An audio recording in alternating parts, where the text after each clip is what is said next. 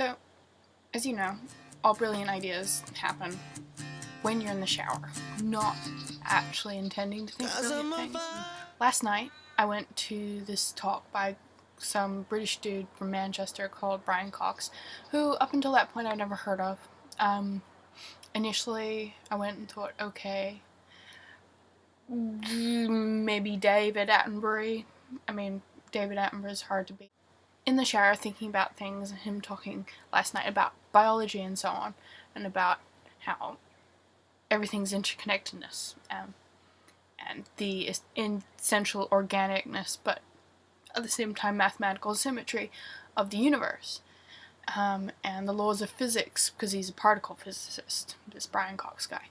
So it's like, yeah, okay, that makes a lot of sense, that everything we do is organic, but can be modeled by symmetric mathematical formulae.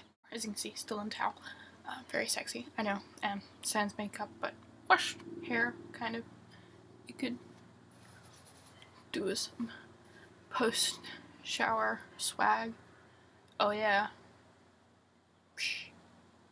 Anyway, the point being, sans messy hair, I was thinking about programming, because events today led me to think about programming, and I was doing some programming in C earlier for a unit I'm taking this semester, and I was like, you know what? For all the planning and decidedness and formulae we follow to program things, programming is essentially organic. It evolves organically. It doesn't just procedurally step after step. I mean, sometimes we have to force it to be that way so that it runs through our computers.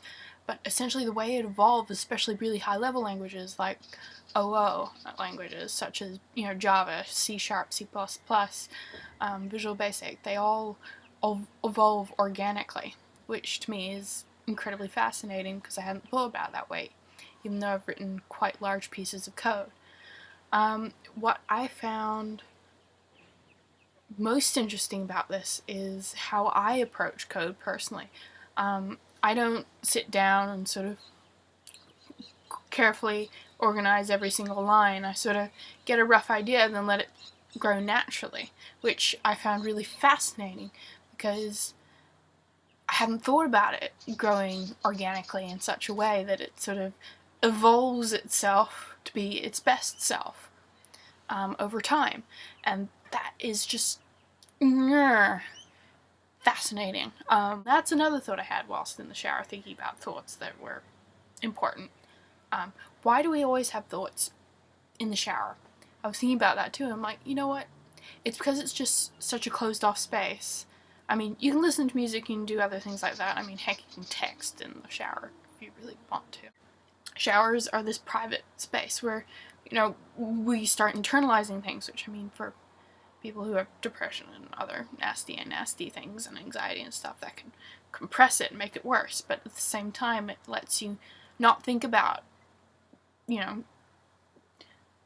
stuff in the same way, because you're not worried about people seeing you. You're not worried about people having reactions to what you're thinking, because you're not like, oh my god, let me post it to Twitter. Because everyone does that. But it's just sort of got this quiet, well, not quiet, but zen. Let's go with zen. That just lets you think big thoughts without actually coming to any conclusions, really. Which is why programming organic showers useful for thinking. Charmander in a dinosaur suit. Grits.